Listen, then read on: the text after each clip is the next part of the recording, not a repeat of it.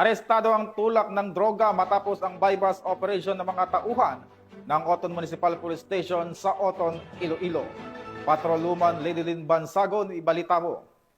Mas pinating na kampanya kontra illegal na droga, isang truck driver ang naaresto sa matagumpay na anti-illegal drug bypass operation na isinagawa ng Station Drug Enforcement Team ng Oton Municipal Police Station na pinangunahan ni Police Captain Ali V. Estamber, hepe ng Oton MPS, bandang 1:10 ng hapon sa Purok 2 Poblasyon, San Joaquin, Iloilo, nito lamang ika-27 ng Setyembre taong kasalukuyan.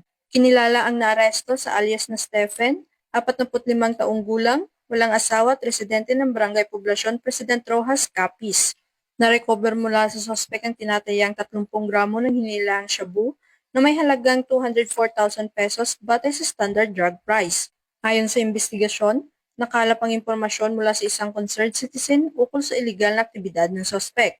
Matapos ang isang linggong surveillance, nakumpirma ng mga operatiba na si alias Stephen ay sangkot sa bintahan ng iligal na droga, kumukuha ng supply mula sa Iloilo City at ikinikalat sa bayan ng Oton at mga karatig na lugar.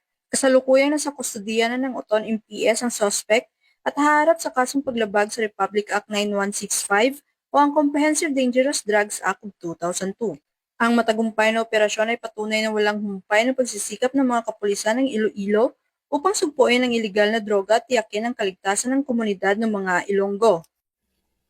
Mula dito sa Police Regional Office 6, ako ang inyong Police News Network Correspondent, Patroluman Ledilyn Bansagon, alagad ng batas, tagataguyod ng Balitang Pulis.